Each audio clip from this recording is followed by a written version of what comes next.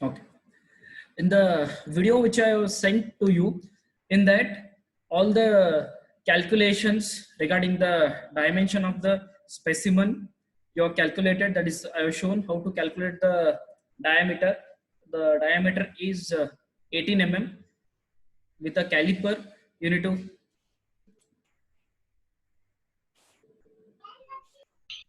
to measure the diameter. Once you get the diameter of the given specimen, you need to find out the original cross-sectional area. To find out the cross-sectional area of a circular object is pi by 4 d square. Substitute the diameter which you have measured. The original cross-sectional area will get it as 254.47 mm square. This is the original gauge length. Original gauge length formula is 5 times the diameter. Whatever the diameter you are going to measure, you need to multiply that with 5. That will give you the original gauge length. In the sketch which I show, in this you are going to mark the gauge length in the specimen. For that, you need to find out the gauge length, and from this point to up to this point, it is called as parallel length.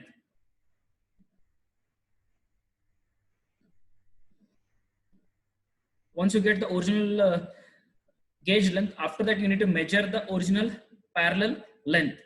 This reading I have taken it from your senior, the reading which you have given in the previous video, it was 192. In this case, it is 160 mm. You can make those changes and you can calculate that. That is 160 mm. You need to measure the length, parallel length. This is called as parallel. From this point to this is the starting point and this is the end point. You need to measure this distance. That will give you the parallel length. After measuring the parallel length, this is before conducting the test. You need to do the observation. This is after conducting the test. You need to measure the final diameter. Means once the specimen breaks into two pieces, you need to measure the diameter of the specimen. If you see the specimen figure, this is original specimen, that is before loading, and this is after loading. In this you can see that the specimen has broken into two pieces. This is called as cup and this is cone. You need to join both the broken pieces. After that, you need to measure the final diameter of the specimen. I have measured the final diameter, and the final diameter of the specimen is 10 mm. After that, once you get the final diameter, final cross-sectional area is, you have to use the same formula, pi by 4 d square. Substitute the diameter, final diameter, it is 10, it will be 78.54 mm square. After that, you need to measure the final gauge length. It is 114. Gauge length is nothing but, on this you are going to make the punch mark on the specimen. You need to measure that distance. In this, we'll be making the punch mark on the specimen. In the video, I have shown you how to make the punch mark. You need to measure that gauge length. That will give the final gauge length. As the member is subjected for tensile loading, the specimen will elongate. Means there will be increase in length. Here you can see that it is 114 mm, whereas the original gauge length is 90 mm. From 90 to there is an increase of 24 mm in the specimen. Similarly, you need to find out the final parallel length. Parallel length is the distance between these 2 points. This is the starting point and this is the end point. This is the specimen after failure. You need to measure the distance from here up to this point. That will give you the final parallel length. After measuring that, you will get it as 190 mm.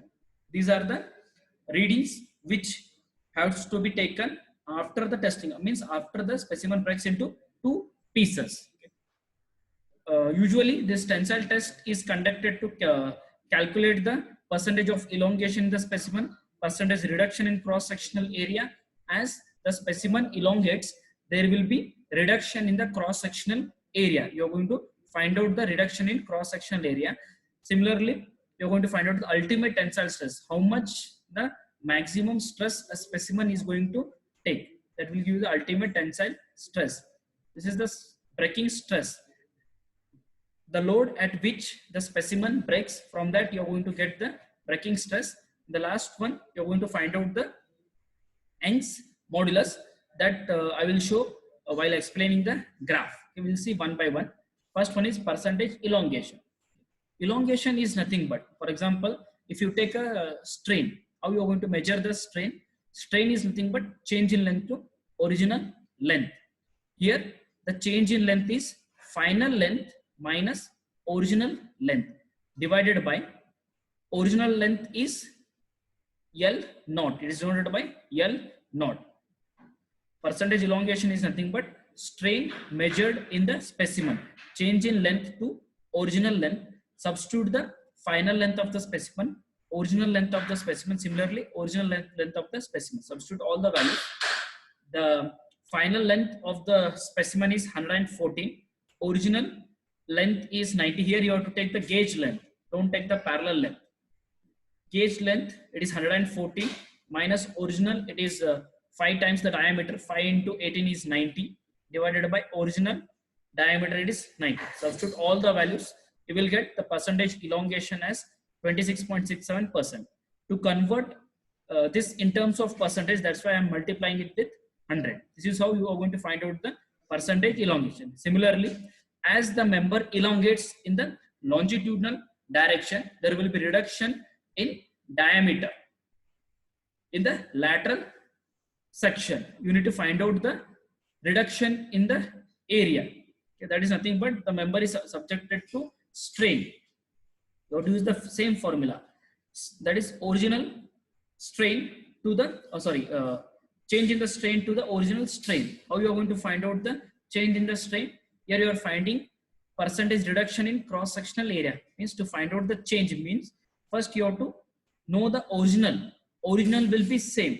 Here the member is increasing his length, whereas the cross sectional area is reducing. Original cross sectional area will be more and the final cross sectional area will be less. Original minus final, that will give the change in cross sectional area divided by original cross sectional area. All these are calculated. Here you can see that the final cross sectional area and this is the original cross sectional area. Substitute these two values. Original cross sectional area is 254.34 and after the failure the cross sectional area is, final cross sectional area is 78.5 divided by original cross sectional area, it is 254.34. Substitute that. To convert this into percentage, I am going to multiply it with 100. From this you will get the percentage reduction in cross sectional area is 69.13%. After that, ultimate tensile stress. Ultimate, as the name indicates, maximum.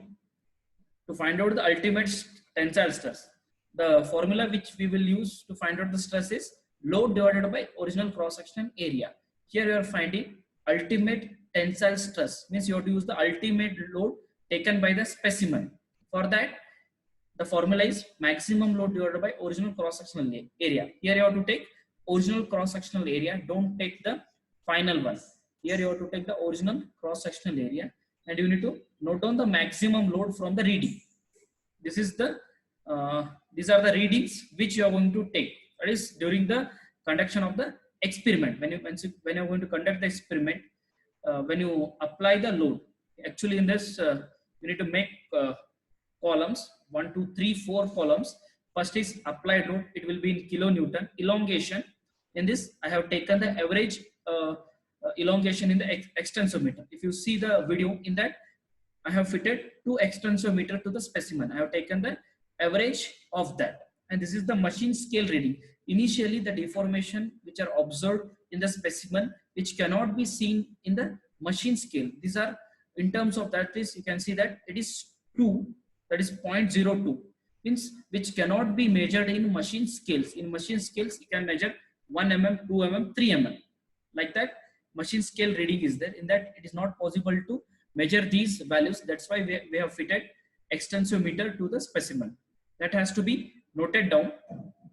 And after that, stress and strain. Actually here into 10 raised to minus 3 is that this should not be there. And strain doesn't have unit. Strain formula is change in length to, sorry, original change in length to original length. The unit of change in length is mm, and the unit of original length is also mm. Both will get cancelled, and you will get it as, or strain doesn't have any unit. Stress unit is load divided by, stress is load divided by cross sectional area. Unit of load is Newton, and area is mm square. Therefore, stress unit is Newton per mm square. In this case, first you need to calculate the stress. Otherwise, first I will take down the maximum load. Here you have to see the maximum load which the specimen has taken, 70, 80, 90. This is 120. Okay. From here, you can see that this is the maximum load which a specimen has taken. Sorry, here 128 is there. In all the readings, the maximum load is 128. You have to substitute this load to calculate the ultimate tensile stress. 128 kilonewton in the formula. Ultimate tensile strength is equal to maximum load. It is 128 kilonewton. Here the unit should be in Newton per mm square. Kilo is nothing but 10 raised to 3. 128 into 10 raised to 3 divided by original cross sectional area is 254.34. Therefore, the ultimate tensile stress is 503.2 Newton per mm square. Now, this is the breaking stress. Breaking stress is nothing but stress is load divided by area. Breaking stress means the load at which the specimen breaks. From that, you are going to find out the breaking stress. Therefore, breaking stress is equal to breaking load divided by original cross sectional area. Here you have to substitute the breaking load, the load at which the specimen fails. Once again, you need to go to the tabular column. From that, you will get the load at which the specimen fails. Actually, after this 90, 80 is there. I think I have missed that. Here, you will get 80. Okay. At that particular point, the specimen has broken into 2 pieces. You have to take that 80. Okay. Therefore, consider that value 80. At that particular point, the specimen has broken into 2 pieces.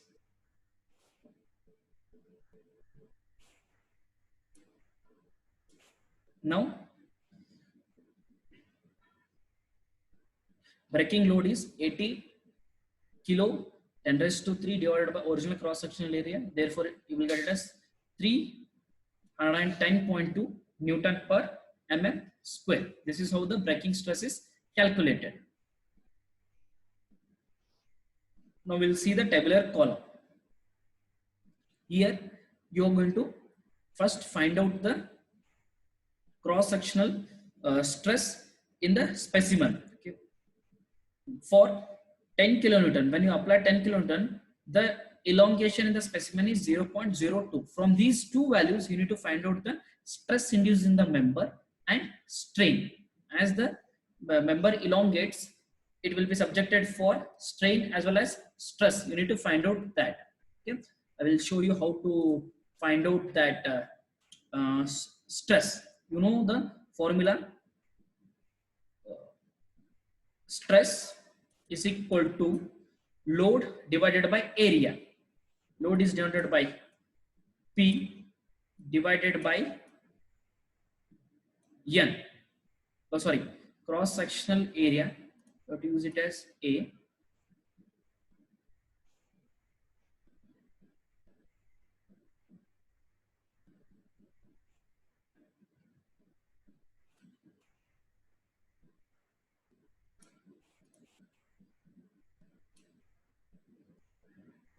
Load divided by cross sectional area.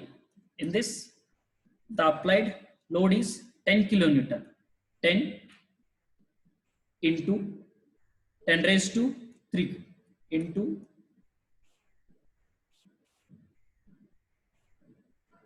10 raised to 3 divided by, you have to take original cross sectional area. Original cross sectional area is 254 point something is there. I don't remember exactly the value. I think it might be 254.33.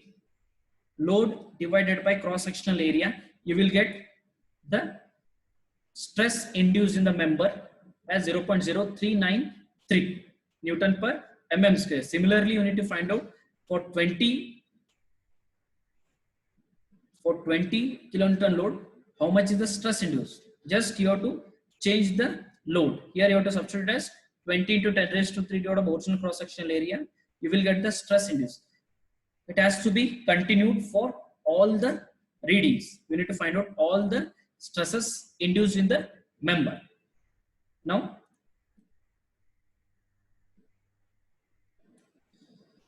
I'm going to find out the strain induced in the specimen. Strain is nothing but change in length to original length. Strain is denoted by epsilon. Epsilon is equal to change in length. It is denoted by delta L or DL. Change in length to original length. You have to take the original length of the gauge length of the specimen. Change in length is 0.02 divided by the length of the specimen. If you calculate that value, you are going to get the change in length in the specimen. Change in length is 0.02 divided by the cross-sectional, original length. Original length is 90. 0.02 divided by 90 is the gauge length. From this, you will get it as 2.22 into 10 raised to minus 4. Similarly, you need to do the calculation for the second one. That is, the change in length is 0.03 divided by original length is 90. From that, you will get strain induced when you apply 20 kilonewton. Similarly, when you apply 30 kilonewton, the extensometer reading shows the elongation of the specimen is 0.05.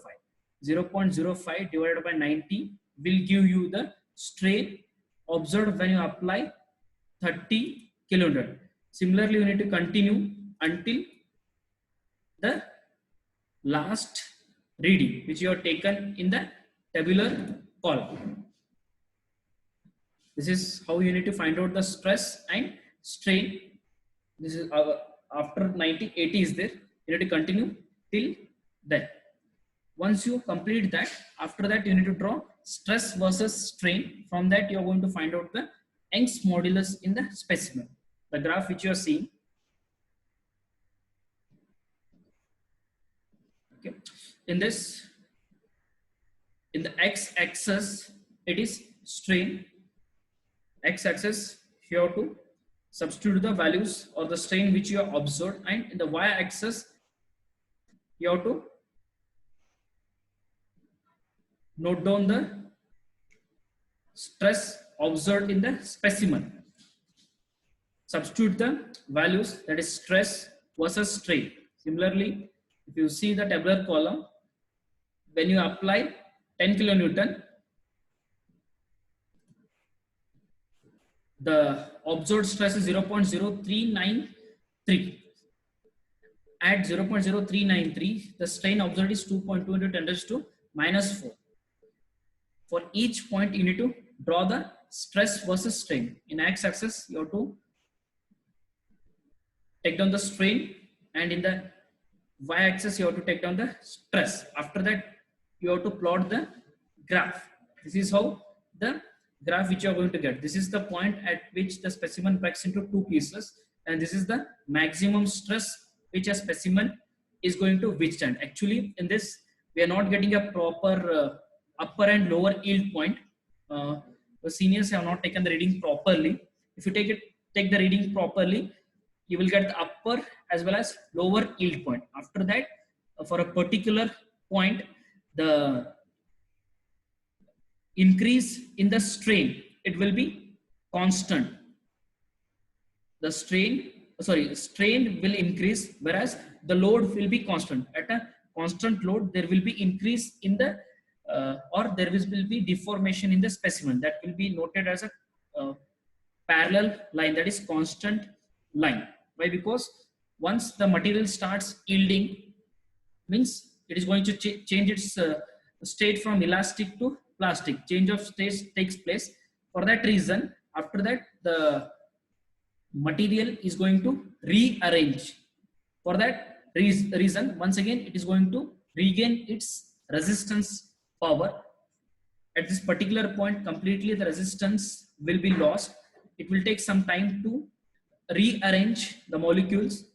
Once that is done, you will get, once again, the material will take the load and you will see the deformation, or when once you're going to draw the stress versus strain plot, you will see like this. And this is the ultimate, and this is the proportional limit where the stress will be directly proportional to strain. Up to this point, the Hooke's law obeys. Hooke's law states that stress will be directly proportional to strain up to the elastic limit. This is the elastic limit. After that, you will see the plastic limit. Plastic is nothing but permanent deformation in the member. Elastic is after the unloading, the specimen is going to regain its original shape and size. When you load the specimen, there will be deformation in the specimen. After the removal of the load, the member is going to regain its original shape and size. Then the member can say that it is in elastic stage. Once it enters into the plastic stage, after the removal of the load, the member will not regain its original shape and size. Once you plot the stress versus strain, after that, you have to draw the slope A, B, C. From that, you will get the Young's modulus. Young's modulus is slope of stress by strain. Y-axis is stress, X-axis is strain. AB, you have to measure that. You will get it as 325.1 divided by strain. Strain observed, you have to note down that. From that, you will get the Young's modulus in the specimen. This is how the calculation is done. These are all the values which you have calculated. Okay. Now I'm going to ask you doubt. If you have any queries, you can ask. Or I will finish another 2 experiments calculation. After that, I will unmute and I will ask the questions. Now, this is the ISOD test. In the ISOD test, you can see that we have used the specimen. These are the dimensions of the specimen. In that, we are going to use V groove. V groove is used for ISOD test. You need to note down the observation, the total impact energy of the pendulum. The maximum impact energy of the pendulum is 164 joules for ISOD. And you need to find out the frictional loss. I shown you how to find out the frictional loss in the video. You can, if you're still not able to recollect that, you can once again watch the video, and the clarifications can be done. This total permissible frictional loss is 0.5%.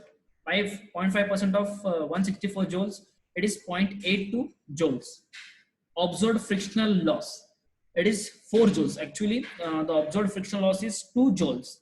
We observed 1 unit. Therefore, the observed is 2 joules. By mistake, I have written it as 4 here. Observed frictional loss is 2 joules. How to find out the correction factor? Correction factor is observed frictional loss minus permissible frictional loss. That is 4 minus 0.82. Actually, you have to take it as 2. Here I have taken it as 4.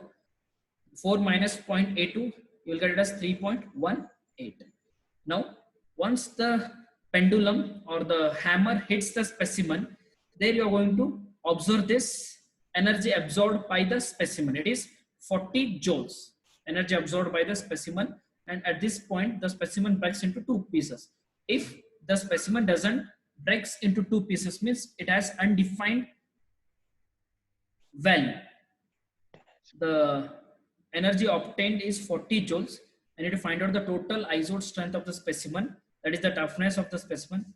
Energy absorbed by the specimen minus correction factor. 40 minus 3.182, it will be 36.82 joules. This is the ISOD impact strength of the specimen, that is 36.82 joules. This is how the ISOD calculation is done. The same procedure is used for Charpy also. Here the notch will change and the dimensions also changes. Here you are going to use U notch. These are the dimension. The depth is 2 mm. Sorry, the width is 2 and depth is 5. These are the observation. For ISOD, the maximum energy of the pendulum is 300 joules and the angle of fall, here it is 145 degree, whereas in this case it is 85 degree. If you see the mounting of the pendulum in the video, you will get to know the concepts clearly. Now you can see the total permissible frictional loss. It is 0.5%. 0.5% of 300. For the previous one also it is same. 0.5 into 300, it is 1.5 joules. The observed frictional loss. Without mounting the specimen, you need to observe the frictional loss in the impact testing equipment. You will observe it as 2 joules. Now the correction factor is observed frictional loss minus the permissible frictional loss. 2 minus 1.5, you will get it as 0.5 joules. Energy absorbed by the specimen. Once the specimen, the hammer or the striker hits the specimen, the energy absorbed by the specimen is 13 joules. The total Charpy strength of the specimen, that is, we have used mild steel for both the test. It is energy absorbed by the specimen minus the correction factor. Correction factor is 0.5. 13 minus 0.5. The needle was, or the dial was in between 12 and 14. That's why I have taken it as 13. 13 minus 0.5, it will be 12.5 joules. This is how the total energy absorbed by the specimen is calculated.